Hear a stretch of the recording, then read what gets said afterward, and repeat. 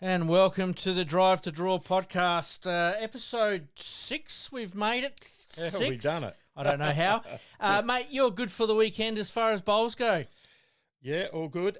Premier League, so last week we've got to fumble through all the results and try and fight. So we're Absolutely. back to round one All now, right, Pete. We'll do that in a minute. How did you go on the weekend? I had a weekend off at Carricalinga with the family. That means you're the winner.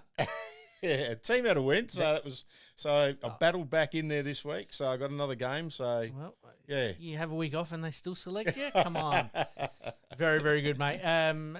Things going all right there at Walker? Going all right. Yeah, happy as got done today, but so be it. Is what Sun it will is. come up in the morning. All right, mate. Let's get into Around the Greens. Around the Greens.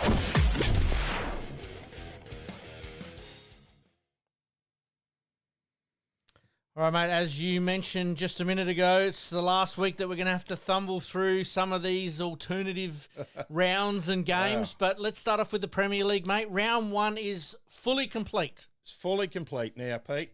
Somerton counted for Modbury 81-71. Josh Studham took on Dory and 28-13 he got up over Dory. So it's a good win for the Studs. Very, very good win. West Lakes versus Ascot was 63-80. Isaac Trenorden got touched up by Seamus Curtin, 14-23. And it's not the last game, sorry. Hawthorn, you got that tip right. Hawthorn beat Adelaide 79-62. Lockie Bowman getting on John Voigt, the two country boys. Yes. Yeah, used to be. It was an interesting rink, that game there. Yeah. 24-13. Yep. Jono getting done by Lockie. Yep. And now the last game was Grange 91 defeated Lockley 66 with Benny Bowman 29 to Peter Thalia 7. Now, Premier League wise, round 2 is going to be completed this Friday night, so keep an eye out for that. But round 3 games. Round 3, we've got Somerton and Salisbury. Somerton getting the chocolates there, 83-77. Jeff Ayworth 25 to Ross McConnell 10. Oh, Roscoe. Might have had a late night, Roscoe. West Lakes 86 versus Lockley's 55. Choppy 28 to Peter Thalia again, 9. Holdfast 65 versus Adelaide 83. So Adelaide getting the chocolates there. Scotty Tholborn having a night out against Matt Rossi 22-12. Yes. And Ascot versus Modbury. Got Ascot getting up there 92-56. My old mate Mitch Percy, 30 to Jason Wallamhan, 9. Sorry if I pronounced that name wrong. That's okay. Yeah, he's been in this a couple of times. I don't think I've got it right yet. Yep. So, and the last game was you again here, Pete. Well, not me. Not I played you, on the but Friday the two. night, but I didn't play on the Saturday. Okay, but, should have, perhaps. Had a big win on the Friday night. Yeah, it saw happens. that. Yep. Grange 60 to Hawthorn 79. Benny Bowman 9. He's on the end of a hiding this time. A 9 to Matty Northcott 23. So isn't it a funny game, Bowles? It is. Win one 29-7 and 9-23 the next day. And the feeling around Hawthorn at the moment, good team effort from everybody. Yep. One out, next man in. Quickly, Pete, do you want me to run through the round 2 games Friday? Yeah, let's do that. Okay. Well, let's have a quick tip. Yeah. Adelaide and Grange. I'm going to go Adelaide. Adelaide for me. Lockleys and Holdy. I'm going to go Holdy. Holdy for me. I did hear, I believe, Tyson Wilson is back for that game. Okay. Yep. So I'm going to pick Holdy. Yep, me too. Ascot and Somerton, game of the round. Game of the round, I'm going to go Somerton. I'm going Ascot. Okay. Salisbury and West Lakes, another good game here. Yeah. At Salisbury. Will they play under the dome? Will they play on the grass? Salisbury love their grass, don't they? They do. I'm going to go West Lakes. So am I. West Lakes. So am I. All right, mate. Quickly, the Saturday. Do you want to run through them? Yeah, let's go through. Adelaide and West Lakes. Tip. Ooh, are you talking for... the Saturday? Yep. Yes. What have we got? Adelaide and... West Lakes. Adelaide for me. Adelaide for me. Lockleys and Somerton. Somerton. Somerton for me. I don't know why I paused then, mate. dramatic effect. Yeah, wasn't it? Drum roll. Modbury and Grange. That'll be a good game, but I reckon Modbury might get the chocolates. I'm going to go Grange. I reckon they can bounce back. See, Mark Bowman's in a bit of form now. He had a big win today. Yes. Hawthorn and Holdy. I'm going to go Hawthorn. Hawthorn for me. I'll back you boys. Yep. You got a game or not? Don't know yet. Don't know yet. Find out Thursday. Yep. Salisbury and Ascot. Ascot for me. Ascot for me. Yeah. Good luck to everybody playing there on Friday and Saturday. With the way the schedule worked out last week, you had some players playing Wednesday, Thursday, Friday, Saturday, and Sunday with the state event. Some absolutely massive days that were put in by everybody there. I would have been in the ice bath. Well, I think there were a lot of players by Sunday mid-afternoon that were completely cooked. Yeah. With these games that did need to be made up, has made it probably a little bit difficult on some players. And let's be honest, we're not getting any younger, and days that go longer and longer and longer. Even though that some of those were night games, you're not getting home until 10:30, 11 o'clock. Sometimes 11, 11:15, and then you try and wind down, which is a little bit more difficult, and then you got to back up for the Saturday. You really got to be in the right frame of mind to be able to do that, and then not only do it once, you sort of had to do it multiple times in a row. So I think some players were happy that they didn't have to play Monday or Tuesday this week and then come out today, and that's right. Hopefully we're loose enough to be able to play. So, all right, let's move on to Division 1, mate. So we had a game left Friday night. So it was the Millswood-Toorak game. That's the one we had a tip on, didn't we? We did. Well, I didn't even get the team right. I tipped Toorak. Yep. So you got Millswood I got Millswood, but the scores weren't right. Nope. So we had Brad Holt over Feasty, 23-11. So good win to Brad. Yep. Do you want me to run through the mate. Saturdays? Yeah, go for it. Let's go through the Saturdays. Woodville played Tranmere. Woodville 75, Tranmere 68. Sav Marafiotti 22 to John Diesel Fedderson 16. Paynham had a good win against Port Nalunga, which I didn't tip. No, I didn't tip either. Yep. From what I heard, everyone had a good day out. Yeah, Hursty was the biggest winner there, 32 over Ben Napa, 10. Yep. So good win there for Paynham. Absolutely.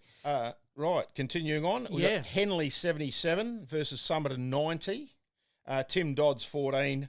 Ray Wicholello 30. Sorry about the name. Nope, all good. Marion 98. They're going to be, as I said, I think they're up in the top two. Yep. Over Millswood 51. So it's a fair hiding there. Phil Ryan 27 against John Wells 7. So it's a big win there. Modbury 88 over Toorak 79. Norby Kratz 27 over Guy Uren 14. Mm-hmm. And that's all the games there. Marion and Somerton leading the pack there at the moment with 3 wins and no losses. I was just going to come to the ladder Sorry, before we do the tips. No, all good. As you said, Marion top, Somerton second, Club Tranmere third, Port Nalunga fourth, and Millswood rounding out the top. They're all on 2 and 1. Top 5. So good luck to everybody this weekend. Let's get some tips for what are we up to? Round 4 in Division 1. Round 4 in Division 1. We got Somerton versus Paynham. I'm going to go Somerton on the Somerton for me. On the grass? Yep, on the grass. Yep. Actually, they've been playing out the front a little bit more than out the back at the moment. Yeah. Port Nalunga versus Woodville. Down at Port Nalunga. It was down there Sunday. Go Port Nalunga. Port Nalunga for me. Millswood versus Modbury. Millswood just. Modbury for me. I'm going to go. It's going to be within. Yep. It's a match of the 0 round, to 10 shots. Yeah. Match of the room. Yeah. Toorak versus Henley. Toorak for me. And Tranmere versus Marion at Tranmere. Because it's at Tranmere, you got to give them a good opportunity. Those last 3 games that you've called there could go either way. They could. I'm going to go Marion, but Marion for me too. I don't think it's going to be as easy as they've had their first couple of rounds. So, well done to all teams. All right, mate. Let's get on to around the regions.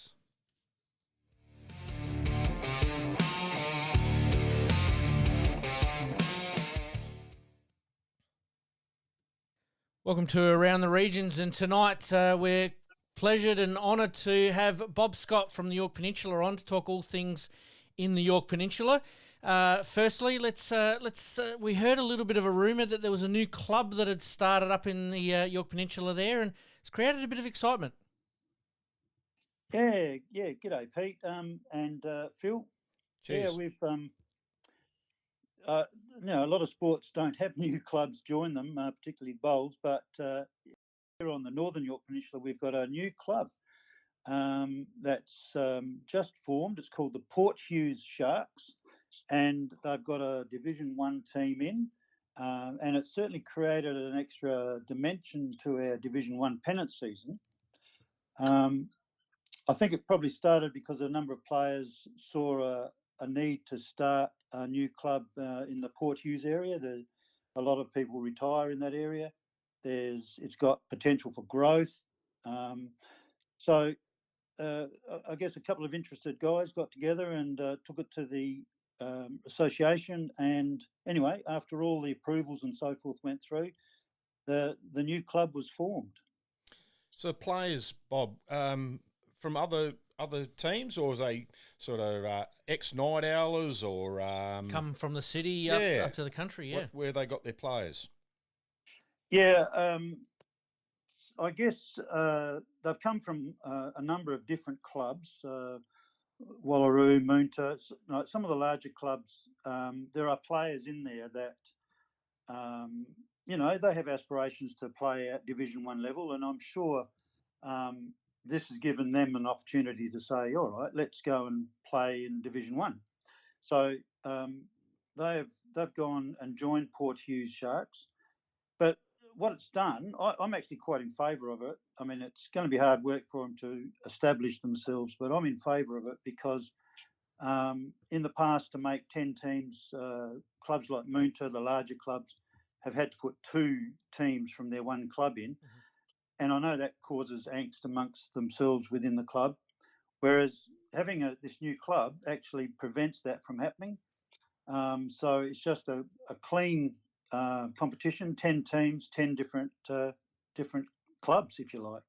Yeah, I'm in favour of that. I played at Newry for several years, and we were the same. We had 2 Div 1s for a few years, and yeah, it was just us against them in the end, and it wasn't any good for the club. So they put it in the constitution that we were only going to have one club from one A grade, one Div 1 club from then on, and that works a lot better. So yeah, I'm with you on that.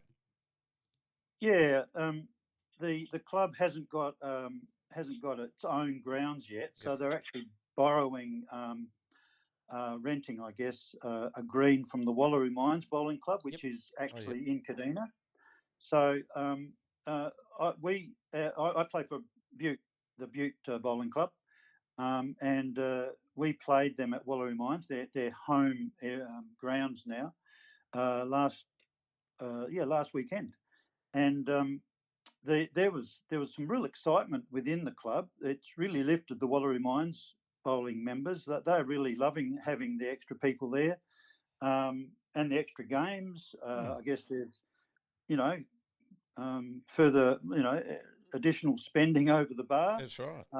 And I know they're pretty excited to get the greens all running nicely, and it was a really good upbeat feeling. So yeah, congratulations to the Port Hughes Sharks guys for doing that. There will be some teething problems, of course, and they haven't got the depth. They've only got the one side in, but you've got to start somewhere. Yeah. Well, you sort of stole my thunder. I was going to say where were the facilities being used, but that sounds like it's a win-win for everybody, and not only promotion of bowls, but obviously Wallaroo there and the Mines Club, and that's a fantastic achievement by whoever's got together to get that going. Yeah. So I think their plans are to have a grounds somewhere in Port Hughes. I think they are looking. I don't want to preempt anything. Yep. But I think they're looking at some area around the Port Hughes Golf Club. I mean, there's a lot of hurdles to stride over before anything like that happens. But they're forward thinking, and really the members that I spoke with were really quite excited about being part of this new club. Sounds fantastic, mate. Might have to head up there and have a bit of a look. Yeah. That's for sure. What colour are they? Yeah. Well, I'm colourblind, so I don't know. I think they were green. I think it was really dark green, but Okay. with a black circle emblem with a shark in it. So Okay. they're looking quite specky, really. Sounds I fantastic. could be corrected on the colour, mate. Nah, all good. We won't hold you to that. Thank you. No problem, mate. Moving on, obviously, with the York Peninsula region there, that a lot of bowls obviously being played at Wallaroo. Fantastic facility. First time I actually played at Wallaroo was against yourself there at the quarterfinals of the Australian Indoors a couple of years ago. Oh, really? You got me, mate. Only just, but you got me, and then you ended up going on to win it, so I didn't feel so bad in the end. I'm pleased about that, mate. The Wallaroo indoor facility is fantastic, and is it Mike Waldash started a 3-on-3 bowls there? Yeah. We've started this 6-week competition August, September. Mike and I were just often we'd go and have a little roll up or a practice there, and the area, the whole place would be empty, and just us playing in there. And it's like, this is just being underutilized, we felt. And so what could we do? What could we do? Get off our bottoms and do something. So we actually picked the eye teeth out of a lot of different competitions around, like the BPL Cup, the UB or whatever it is, different competitions, even the indoor comp where they have sets play. Anyway, we invented this game where you have, by the way, I've got a basketball background, so 3-on-3 was something that was stirring around in the back of my head. Yeah, that sounds right. So we got rid of all of the hierarchy of a team. So there's no skippers, leaders, or anything like that. So you got minimum of 3 bowlers. You can have others that can sub in and out. Each get 2 bowls, and as long as 6 bowls are put down within 30 seconds, because it's a quick game, you can put them down in any order you like, and which creates a different perspective on strategy. So we have expanded the competition. It's been 4 years now, so we've expanded the competition to 20 teams. We have 2 sections of 10. The top 4 play off in a shortened final series, a knockout final series, and we've had we've had a team that has included Nathan Black. I'm going to name drop here, but he's the world under 25 singles champion. So it's not an also ran sort of competition. We have some very good quality bowls happening there. And anyway, their team with Simon Gator-Johnson and his son Harrison have won the competition in the last 3 years, but they haven't had it all their own way. They've had to really struggle and fight their way through. The standard of bowls is just amazing. So we have it on Friday night. There's plenty of music. There's a roving commentator that goes and annoys people. There are prizes, and we play 2 games in every night. So we start at 6:30, and we finish around 9:45. So it's an amazing competition. If I can say, I've had some players that have come up to me who've bowled for years, and they've just got this big, bright, sparkly eyes coming at me saying, "This is the best playing competition that I've ever been involved in." So that makes Mike and I makes our day, really, to know that we've got a game out there that's really enjoyable, and it just promotes bowls and also promotes the Wallaroo Community Centre and the bowling facility there, which is just amazing. Well, you said that you were trying to work in underutilising a facility. It sounds like you're filling it up pretty quickly. Teams have obviously got to register by a certain date to be involved. Well, we throw out invitations, and so we pick a person, and then that person can pick his or her team. So we haven't met. So people can then get involved by contacting those key people. So we sort of control the teams to some extent, but it's it's not exclusive, so people can get games quite easily just by asking us, and we'll just find them a spot. And it's quite social. There's some various names that pop up, like Simon's team called the Dogs. We have the Bowling Stones, which I reckon is a magnificent name. Not bad. We have the Moonta Mayhems. We've got the Black Knights. We've got the Pirates. We've got all sorts of different names that people have invented. So there's a hell of a lot of fun. But I tell you what, the bowls is pretty serious when it comes down to it. Sounds like a lot of fun, and that's probably where I was leading, is that if anyone has a buy in Adelaide and wants to make the trip up, that you might be able to get them a game. So it sounds like it's all positive, mate. It is. It's really positive. We've had the state team come up one year, and they did a bit of a practice on the Friday, and we had teams that said, "Hey, come and play for us," And so we had Millsy having a game, and a few other of the state team had a game of it, and they loved it. They really enjoyed it. So we've only put very few restrictions into it. You only have to play one game to qualify for that team for the finals. And the first year we had Baskerville won it. They had what did they have, 9 or 12 or something like that actually participate throughout the 6 weeks, just rotating it around and whoever's available. So, great high participation, really, in the whole thing. It's a credit to you. Absolutely. A quick game's a good game these days, isn't it? Well, like the cricket and everything's going quick games. So, it's a good... Yeah, that's a good way of putting it, Phil. Yep. This is, we sort of, Mike and I talk about this as being the T20 of bowls. Yeah, that's right. Yep. Whereas the 25-end pennant season is more like the test cricket. It can be a real test. Yes. Yeah.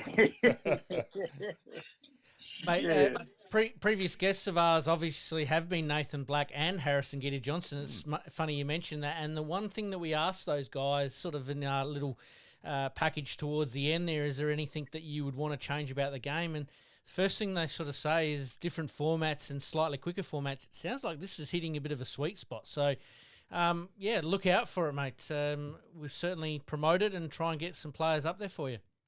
That'd be fantastic. Well, Mike and I think it hits the sweet spot, and I know the players certainly do. They love it, and we have prize money at the end. They pay a bit, but throughout the season, I know it's a short season, but nobody, not one person mentions the prize money.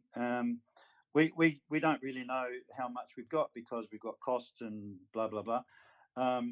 But nobody talks about it. They're not really interested in the prize money, to be honest. They just want to get out there and have fun and enjoy this wonderful game we've got. Absolutely, mate. It would be remiss of us to miss out the country round robin you're involved with the Region 2 side. Also, you started a bit of a pathway in Region 2 as well. Well, yeah, we've done a couple of things.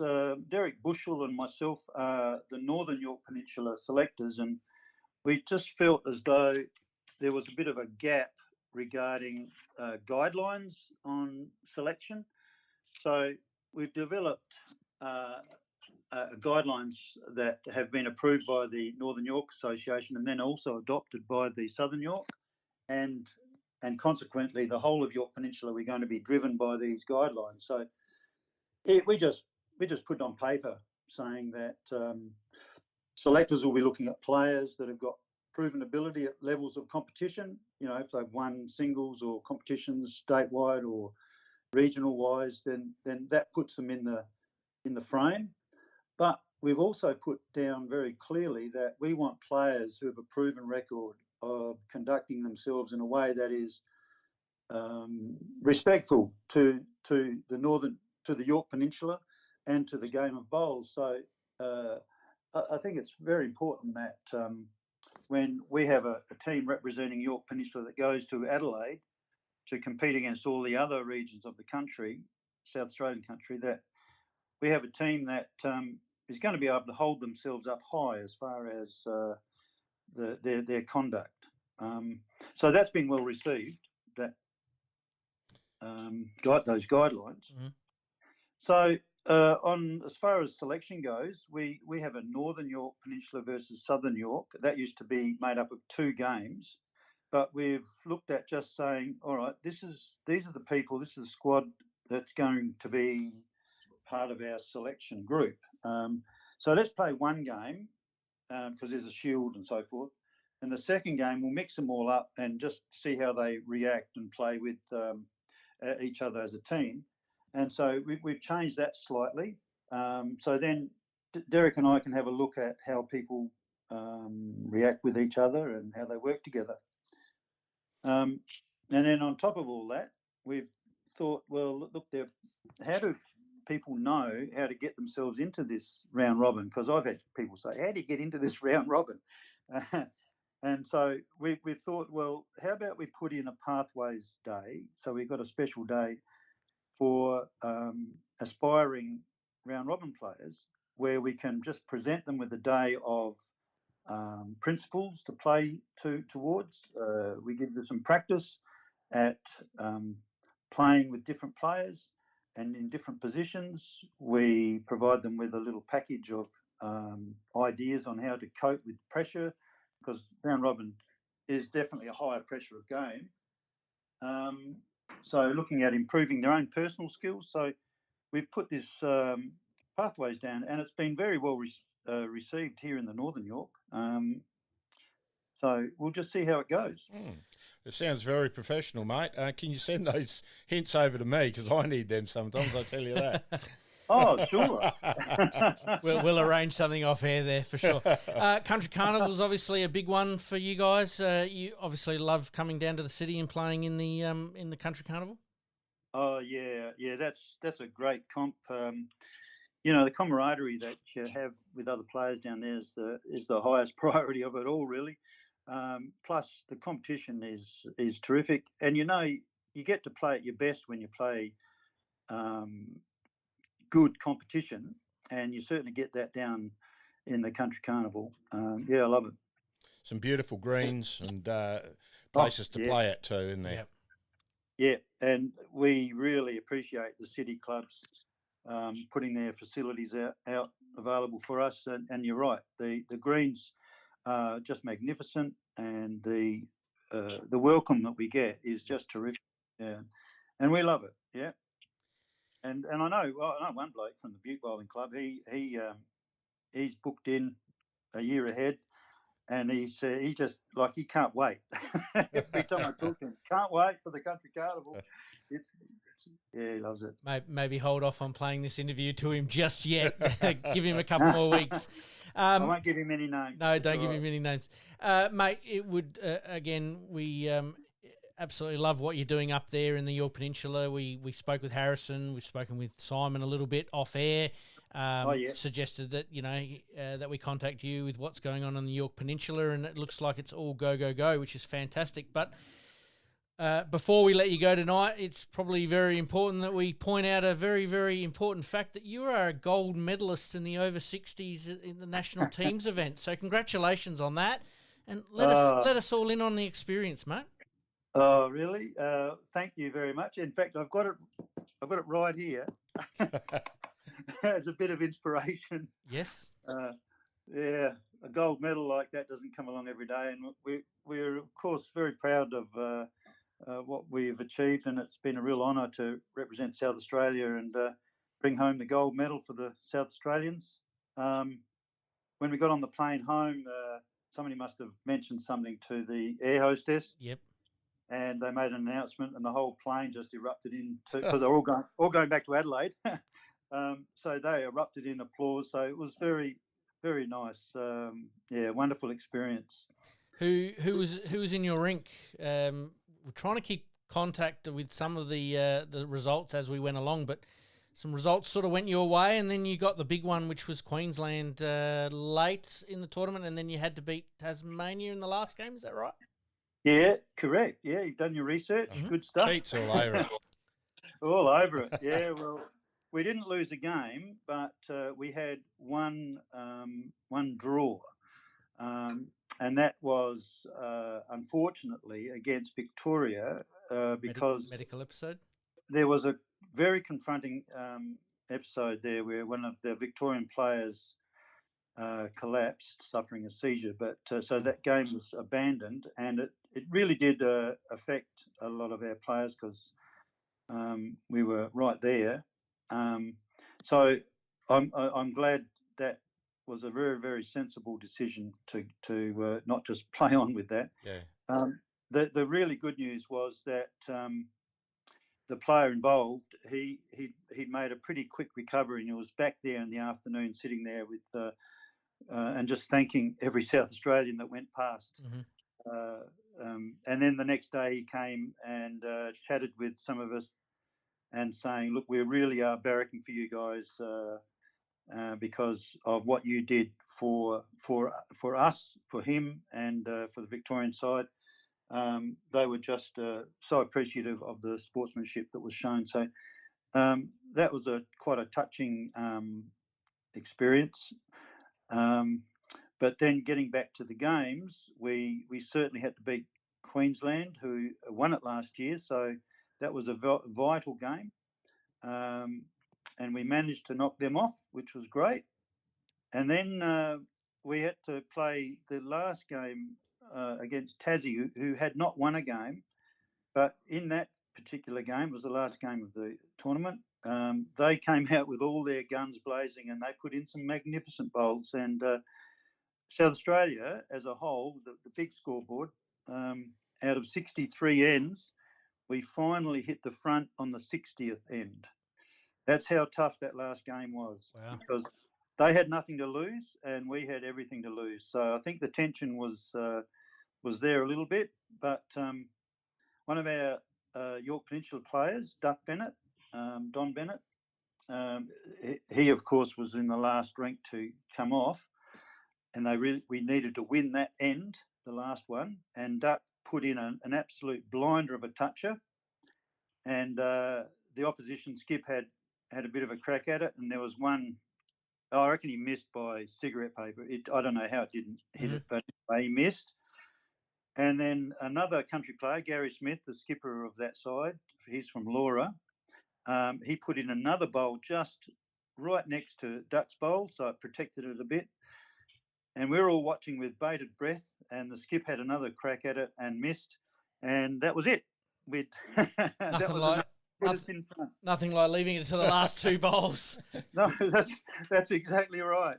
So I think that excitement made it even more memorable, I think. And then the beer flowed? And then, well, it did a bit. We had one player who slept all the way home in the plane, so names again. How is Cole Watkins? Yeah, a couple of sore heads. It wasn't cold.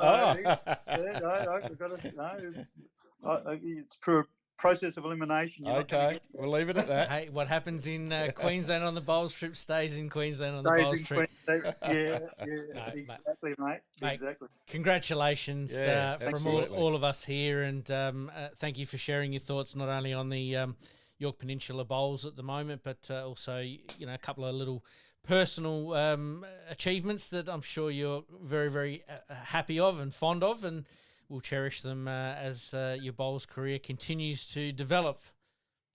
Thanks a lot, Pete and Phil. Thanks, mate. Say good day to Peter Ross for me, will you? Oh, absolutely. Yep. Will do. Good bloke. Saw him this afternoon. Okay. Next time you see him, tell him to say good day. All right, will, Phil. Cheers, mate. Okay, cheers, guys. Thank you very much, mate. Have a good one. Thanks, Pete. Bye. Cheers. Bye-bye. All right, we thank Bob Scott for his time there tonight, just giving us a little bit of a heads up on what's happening on the York Peninsula and obviously his successes there as well. Mate, let's get on with the Barossa and Light. Barossa and Light this week. I'll run through them quickly, Pete. We're probably time struck a bit tonight. A little bit. Kapunda 92 played Newry under the the hanger? Yes. 92 to 78, Newry. Adrian Green, the big gun, was back this week. 35 over Gary Chapman 8, so he gave poor old Gary a bit of a hiding. Is Jaden leading for him? No, I reckon he leads for Cat. Cat, okay. Yep. Yadunda, top side, undefeated. 83 defeated Lindok. Were undefeated too until Saturday. 83 to 63. I reckon I picked that one. I tipped Yadunda. Yep. Tate Rogers 23 over Darren Green 13. Yep. Now the upset of the round, Angaston had their second loss of the year, 71 Angaston, Tanunda, 77. But in that win, Justin Morris from Angaston beat Neil Stewart 27-14 was the biggest margin in the rinks. Absolutely. So, yeah. Well done to all. All right, let's get on to this week's rounds. Sorry, one more. Oh, one more, yep, sorry. Freeling played Mount Pleasant. Freeling 86, Mount Pleasant 71. Greg Moore 33 to Bo Hamley 14. So that was the round there. Absolutely. Pete. Sorry to jump the gun there. No, that's all we can't good. forget about Freeling. No, been struggling. It's good to see him have a win. Yeah, absolutely. Can boost everyone's confidence, and anything can happen on the bowls green, as we've seen. So we'll have a quick tip. Yeah, mate, let's go. Mount Pleasant versus Angaston. At Mount Pleasant. Angaston for me. Angaston for me. They'll bounce back. Freeling versus Lindock. Lindock for me. Lindock for me. Newry versus Udunda. Probably the match of the round. Yeah, I'm going to go Newry. At home. I'll go Udunda. Okay. No, Udunda. Yeah, they're on fire. Udunda undefeated. I'm going to change my vote now. To Udunda? Yep. Okay, it's all changed. Yep. And Tanunda and Kapunda. At Tanunda. Oh, I'm going to go Kapunda. Kapunda for me. They got the greens, 3 greens back. So so quickly I'll run through the ladder. Udunda are undefeated 3-0. Lindock, Tanunda and Tanunda are 2-1, and Angaston in 4th spot with 1 and 2. Absolutely. So there we have it, Pete. Fantastic. All right, let's get on to some hot shots.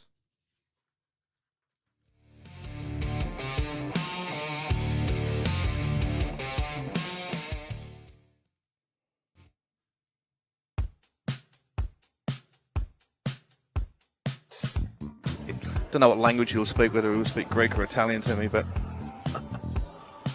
See, that's Andy there from here. He's a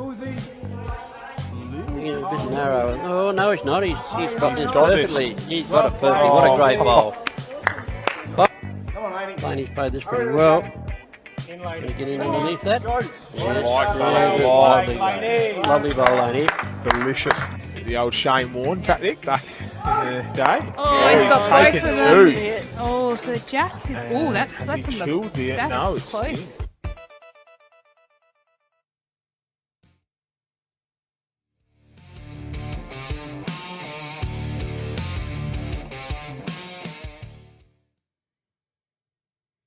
All right, mate, let's move on to the state events. The state mixed was played on the weekend around the regions, but also here in the city. Some notable winners that went through. The defending champions ended up getting through their section playing at Trinity Gardens. Greens weren't running too badly there. I think Gary Thompson looks after those greens there. One Andrew of the Damon. Yep, one of the greens was probably a little bit quicker than the other, but for the most part, obviously, very, very well there. The other one, Kath Greenslade, getting through with her son Dan. Yep. Myself and Kathy actually got through there. Sally Denton, Brett Baldy, Vicky Feast, Trevor Feast. So some good names there. LAINI McGorman, who's coming up in our play with players. Brett Davis. Oh yeah, handy. Very handy rink there. Yep. And the other one was Beth Quinlan and Sam Denton. Obviously, Sammy coming from back up in Queensland there with the state triples, or Champions of Champions triples, in some pretty good form. And Beth, quite an accomplished player herself. So some very, very good finals games coming up this weekend. It looks like most, if not all, are at Club Holdfast. So on Sunday, if you're looking to watch some bowls, unfortunately, I don't think it'll be telecast, or nobody will have the live stream going, unfortunately. But if you want to get down there, promises to be a pretty good day. There's a couple of games on at 9:30. The bulk of them are on at 12:30 and then 3:30. So if you want to have a little bit of a sleep in, maybe that is the way to go. All right, let's get on to the players' interview. Players interview.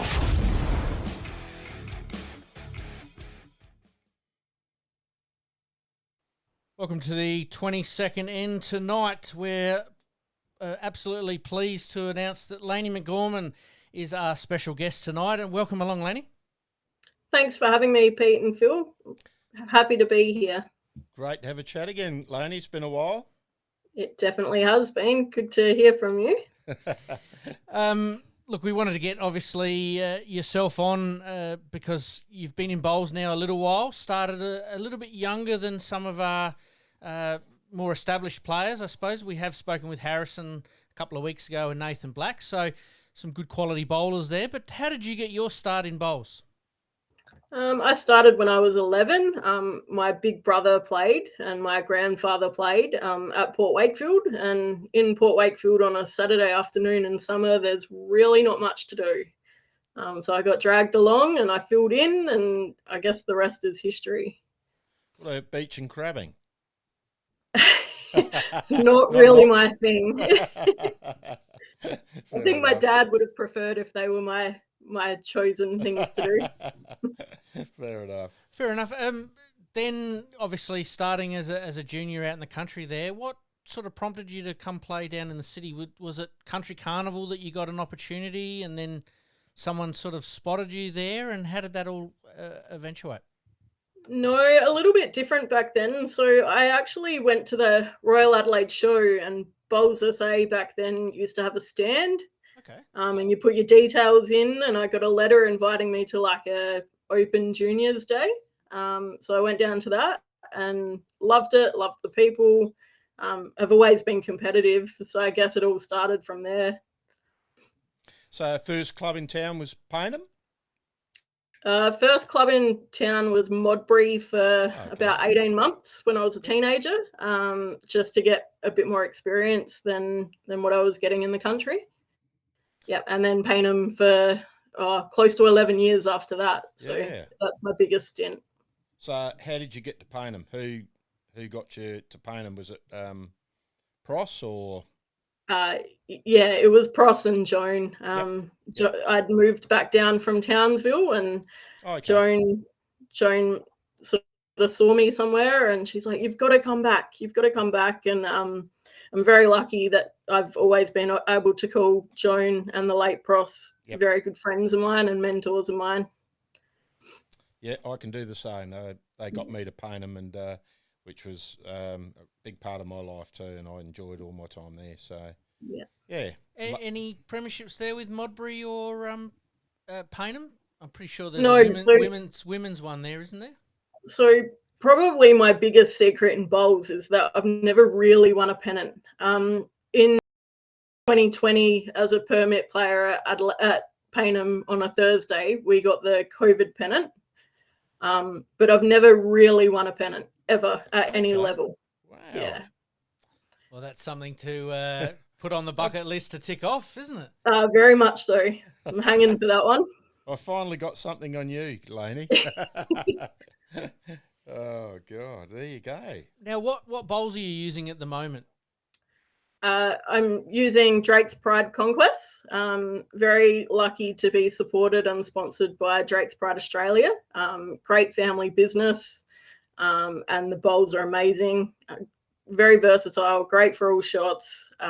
Lovely colour range now, so very lucky. Did happen to see a few of those go down a couple of Friday nights ago after I'd put mine down, so you weren't too far away. No, they were going all right that night. They were. And then I think you had a blinder on the Saturday as well. So, oh, yeah. Saturday could have been a little bit better, but Friday night was pretty good. Yeah, it wasn't bad at all.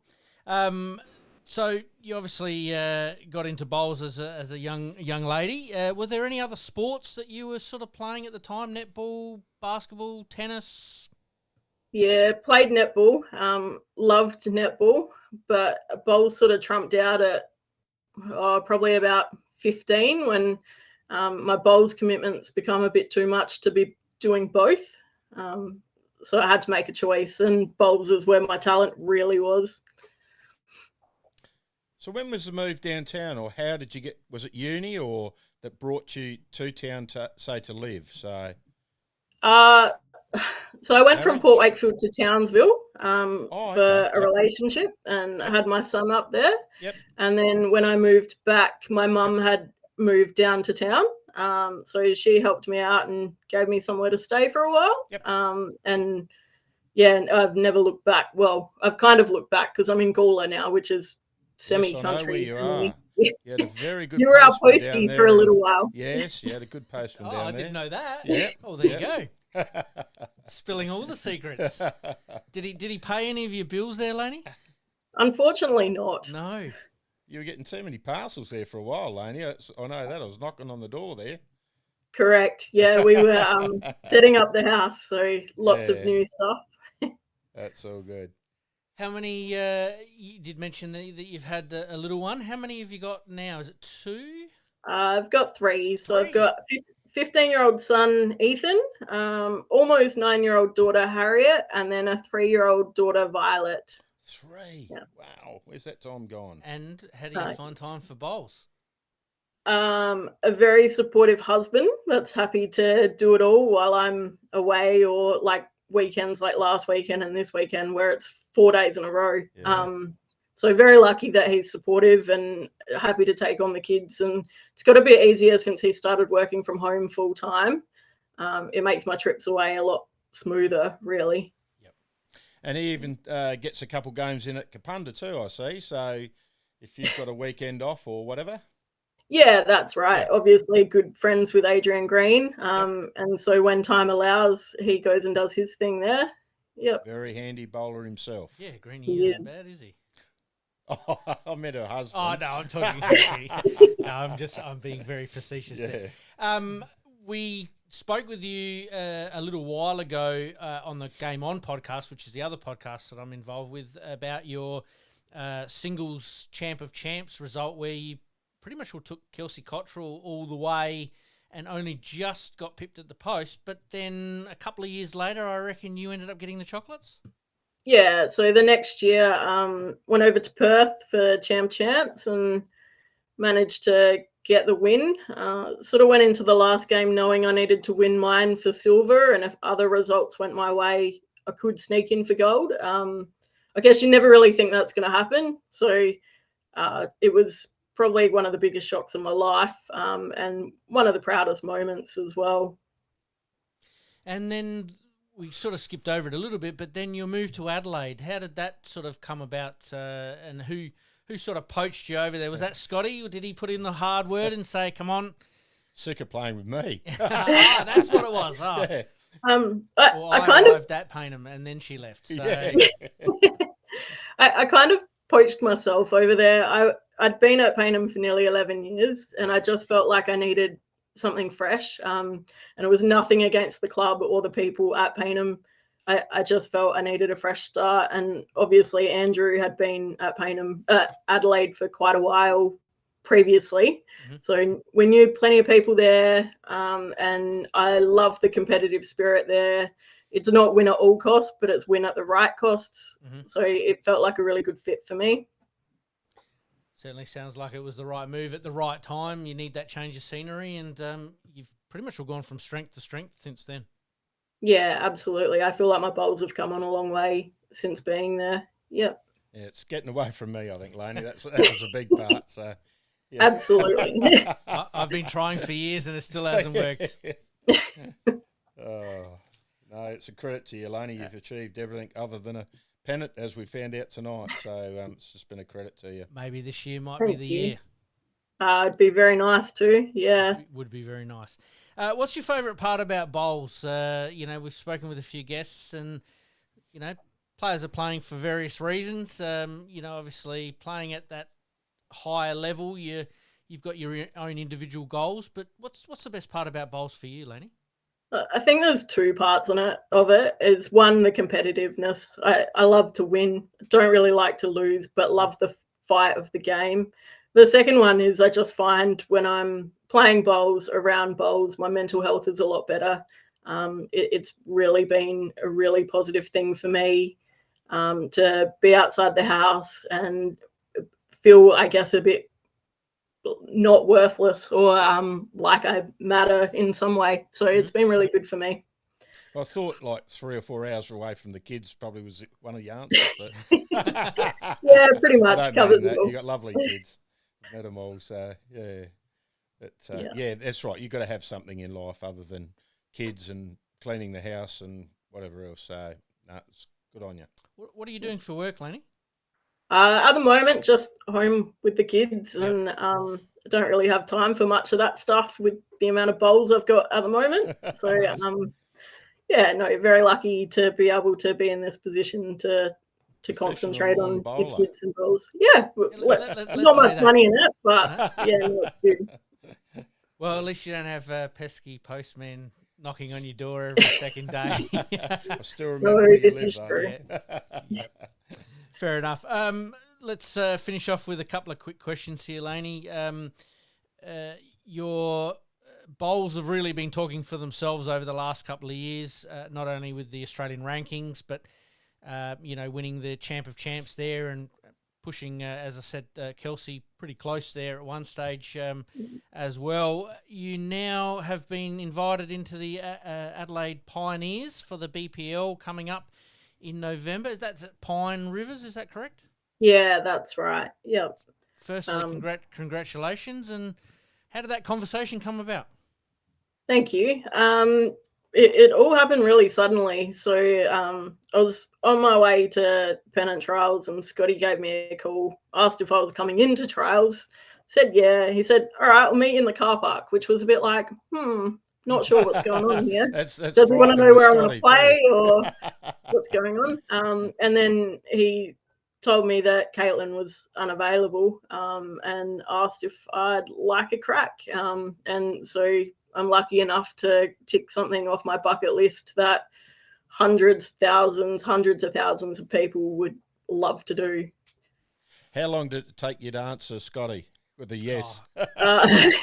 Under a second. And then he goes, you want to check if you're available first? And I'm like, I'll make it work. So quickly rung Andrew yeah, no, it was always going to work. Yep.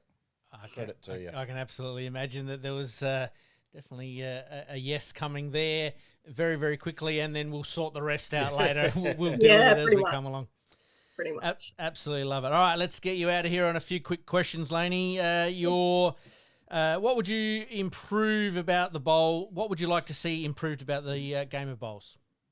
Here in South Australia, I'd love to see a shorter pennant season, a few less weekends filled up, so a few more Friday night games. And on a whole, the game of bowls, I think, is heading in the right direction. So I don't think there's too much to change. Sounds good. Who's your childhood sporting idol? Can be from any sport. Bowls was definitely Karen Murphy, just an amazing competitor. And in general, Andrew McLeod is my all-time favourite sports person, always will be. Well, that answers my question about who's your favourite footy team. We know that it would be Port the Adelaide. Would be the Port. That's why she got away from you at Payneham, because you're Port. Yes, correct. So Adelaide it is. Yes. You get to actually tick off another bucket list item there. You did mention that one of your idols is Karen Murphy. You're going to be playing across from her. Yeah, so I've played her in singles before and went down. But yeah, no, happy to play against her again. Feel very blessed to be able to do that as well now, especially now she's not playing as many bowls as she used to. Mm-hmm. Yeah. And we mentioned there that, you like the Crows. Is there any other sporting teams that you sort of follow in maybe some other sports? Yeah, Golden State Warriors in NBA. Love my Thunderbirds in netball. Pretty much if there's a sport, I'll watch it. Love following darts. Yeah, I'm not really fussy when it comes to sport. Sounds fantastic. Oh, mate, bloody great watching any sport you want. KO these days gives you basically on demand, so you're pretty lucky there. Do you have a pre-match meal? Not really. Normally it's some sort of caffeine, iced coffee, something like that. I like it. And pre-match songs or playlists? Oh gosh, probably at the moment, Superheroes by The Script. That one's getting a workout. The Climb by Miley Cyrus gets a bit of a workout as well. They're both a bit cheesy, but they get me going, so it's good. I like it. And the last one that we've asked everybody, and it's stumped everybody so far, but I'm hoping you might have an answer for us. If somebody was to play you in a movie, who is playing you? Which actor or actress? Oh, wow. Yep, that one stumped me too. Yeah, I don't know. Not really sure. I don't know. I'd leave that up to the casting people. Fair enough. I think we've got to throw it out there once again to the listeners and see who would be your doppelganger, I suppose, as far as movies go. So, LAINI, thank you very much for joining us tonight, letting us in, obviously, about some of your bowls and how you got to where you have got. BPL coming up in November there at Pine Rivers. We'll all be watching and supporting you back here and wishing you the best for that and for the remainder of the pennant season. Thanks so much for having me, guys. Thanks, you. LAINI. Thank you. You're listening to the Drive to Draw podcast. We'll be right back after this short break.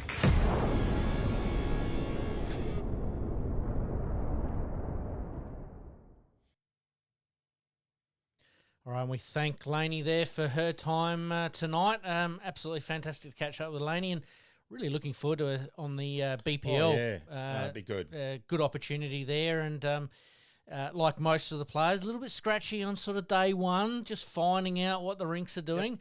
But then after that, it's game on. And they reckon it's such a difference outside and coming inside. That inside rink's completely different. Yeah, the TV rink versus the outside rink. Yep. So always popular, Pine Rivers. We'll obviously promote it as we go along, but keep an eye out for it.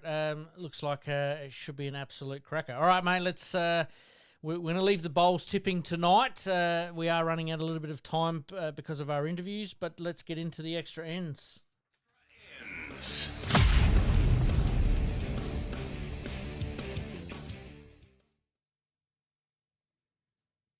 All right, mate, do you want to kick us off with a few of the tournaments coming up? I can do, Pete. Looks like the Henley Ladies 2-bowl triples. Yes. 18th of November, 9:30 for 10 o'clock. Prize money $1,000. Victor Harbour, President's Open. Oh, that's a good... I played down there last year, I reckon. The fours, 11th of November, 9:30 for 10 o'clock start. It's always a good tournament down there, Victor. They look after you. That's why I put it on the list. Not only is it coming up, but it's a cracking drive down there. And spend the day down there and absolutely enjoy it. So, being the open fours, anybody can enter. Contact the club, obviously, if you want to put in a team. I think nominations have to be in by early November, but double check with the club on that. 9:30 for a 10 o'clock start. 9:30, 10. Yep. You reckon you might put in a team, mate? Don't know. We usually stay at the Passion Palace down there at Middleton Caravan Park. Yep. Passion's got a little place down there, so we stay there. So it's usually a bit of fun. Yeah, absolutely. I look forward to, if you do get a crack down there, to hearing all about it. All right, mate, let's move on to some national events. Congratulations go to the South Aussies players representing at the Nationals. But it was the fours in the men's, taking home bronze with Nathan Black, Craig Mills, Andrew Hill and Will McFarlane. Not a bad rink. I watched their final on the live stream here, and even though the conditions were a little cold, those guys were putting bowls down that you'd be pretty happy with in the middle of summer on a very, very good green. Ascot ran beautifully almost in wintertime when the greens are running at their best. But there was a couple of night sessions there where the bowls did pull up a little bit, but those guys adjusted brilliantly and ended up getting through to a bronze medal match. Good on them. Yeah, congratulations go to them. And then the other one we've got is the men's triples, playing off in a bronze match, unfortunately going down 17-16, which is heartbreaking for those guys there. But Mitch Percy, Samuel Denton. And Dietrich. Yeah, another good triple there. Wow. You'd be pretty handy. You'd have one of those in your side, wouldn't you? Yeah, exactly right. Pretty happy to have them in your rinks. All right, mate, just to finish us off tonight, let's have a bit of a look at some general questions. Could we pack any more into the calendar, or can we program the season to change a little bit? LAINI actually mentioned it a little bit in our interview there that, maybe some double headers and reduce the season just a little bit to make it a little bit more user-friendly. Yeah. Do you think that the right amount at the moment? The reason I bring it up is obviously the last weekend with almost 4 days in a row being played, 5 days in a row. Just too much, isn't it? It can be a little bit too much, especially for people who are working. Yeah, that's what I was going to say. I love the Friday night games. Great concept. Even if you have a couple decent games. You Yes. know, you can go and watch. Say Hawthorn are playing. You know, Well, we had a decent crowd against Adelaide, and Yep. a lot of Adelaide people came down, and a lot of Hawthorn players who'd done their practice Yep. for the Friday night on some of the other greens, Stayed they and had a hung few around and had a few beers. drinks. Yeah. Exactly right. I think that it's good. I mean, Friday nights don't suit everyone though. You're a worker yourself, Pete, Yep. so it's always hard to get over for work, get to whatever bowls club you got to go Yep. to. But I do love the Friday nights, and it frees up your Saturday, Sunday. Then you know if you haven't got a game Saturday, Or you play the double header knowing that you've got a couple of weekends that's off. right. Yeah, exactly. You can if you know about it ahead of time, and this was sort of sprung obviously with the NBA and the Nationals. If you know a little bit ahead of time, you can sort of make those adjustments as you need to. How does the SA best leverage itself to get the best players playing more often to compete at the national level? That is a good question, isn't it? Yeah. Is it those double headers with some bigger money tournaments, or it sort of plays into my first question is how do we improve that? How do we make it work for us? I know we're not going to copy Queensland and short pennant seasons and then a whole heap of tournaments, but can there be a compromise? Probably can. Probably shorten the season and even have a mini super series like they're doing at up in the York Peninsula. That's correct. Just another little comp after the main comp. Yep. Just something quick and easy. Does Taylor's Cup come into that a little bit? Well, maybe could be. Yeah, might be a chance to get rid of Taylor's Cup on a Sunday night and just have a shortened season after the season. And play that on the Saturday or the Yeah. Friday nights to sort of fit in. It's not a bad idea, mate. All right, we might leave things there. Has Pete come up with a little saying for us yet? No, I forgot to ask him today. He was very quiet today, unlike Pete. Well, it must have been getting a little bit of a touch-up. No, then. he had a win. He had a win. And he was quiet. Yeah. Unbelievable. Come on, Pete. I got the touch-up, though, so I was probably a bit quiet. Come on. You're never quiet, Phil. No, good. Come on, Pete. Lift your game. Yeah. We've got to get something out of him. Absolutely. All right, we'll do that. As per usual, we promise to do better. Keep rolling, guys. Look forward to seeing you next week. If you haven't done it so far, like, rate, subscribe. All those things definitely help us with our numbers and bits and pieces like that. If you managed to hold on this long for the episode, congratulations. Give us a thumbs up, and we'll see you all next week. Thanks, Pete. Thank you, Phil. See you, mate.